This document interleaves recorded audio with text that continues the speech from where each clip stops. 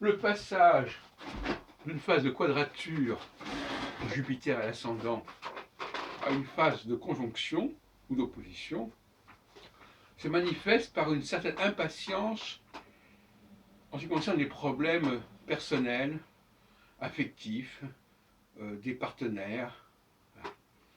Et on préfère tout d'un coup, c'est assez soudain d'ailleurs, se consacrer à d'autres questions pendantes comme le bon fonctionnement de l'ordinateur, d'une machine, d'une bibliothèque, de tout un ensemble de logistique.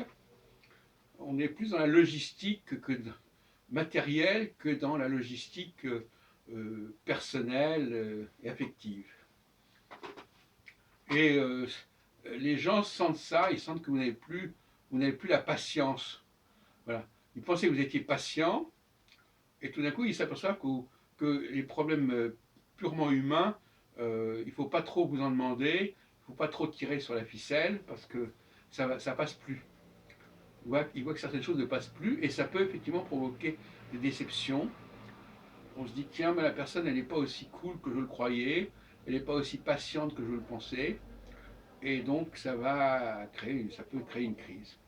Et inversement, lors du passage de la conjonction à la quadrature, eh bien, on s'aperçoit que la personne qu'on croyait très polarisée sur son travail, sur le bon fonctionnement d'un certain nombre de systèmes et d'organisations, eh bien, finalement, elle est sensible, elle est susceptible d'être sensible à des histoires personnelles, à des histoires affectives, qui peuvent carrément la distraire de ses engagements au niveau juridique, au niveau de ce qui a été prévu.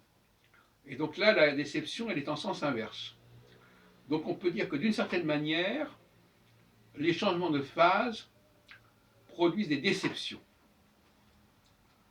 Ce que les Anglais appellent Alors le mot déception est un mot d'ailleurs qui est assez compliqué, parce qu'il veut dire à la fois quelqu'un qui ne se comporte pas comme on l'attendait, comme on l'espérait, comme on avait pensé jusqu'à présent qu'il se comporterait, et aussi qui vous a quelque part trompé sur sa nature, sur sa véritable nature. Parce que le mot déception en anglais c'est to deceive, et to deceive ça veut dire carrément tromper. Il y a aussi l'expression disappointment, c'est-à-dire désappointé, c'est-à-dire qu'on n'est plus, avec cette personne-là, on n'a plus ses repères. Donc les gens qui pensaient pouvoir compter sur vous pour certaines choses ne peuvent plus y compter, mais inversement, des gens qui pensaient qu'ils ne pourraient pas compter sur vous pour certaines choses peuvent y compter.